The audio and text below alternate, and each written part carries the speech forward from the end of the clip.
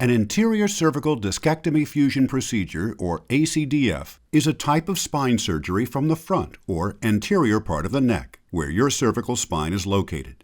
Surgeries using an anterior approach, such as ACDF, are among the most common spine surgeries performed and have a long and studied record of positive outcomes. The benefit of this procedure to the patient is possible reduction in pain caused by the disc, bone, or ligaments pressing onto the nerve roots or spinal cord. The procedure begins with you being positioned on your back and draped. An X-ray is taken of your spine to identify the location of the operative levels. Neuromonitoring may be used to monitor disturbances to nerves or the spinal cord during this procedure. Your surgeon will make a small incision over the treatment area towards either the left or right side of the front of your neck.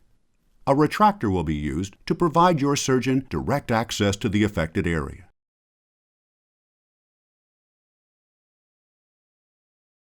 Your surgeon will then begin the process of removing diseased or damaged disc to reduce pressure off the spinal cord or nerve root if needed. Next, an interbody implant is inserted into the void that's left once the disc is removed. In order to help stabilize the spine, your surgeon will then insert fixation devices such as a set of screws and small plate.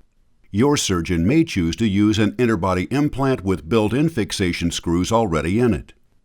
The implant your surgeon inserts will help align the spine and act as a mechanical support while bone grows between vertebral bodies during the fusion or bone healing process. Your surgeon may choose to add additional bone graft material, either autograft or allograft, to facilitate fusion. Meanwhile, the fixation devices will act as an internal brace and help hold everything together. This model shows the application of an anterior cervical discectomy fusion. Once fusion occurs, that segment of your cervical spine will stabilize. While ACDF usually relieves pain and other symptoms, it does result in loss of motion at the fused levels.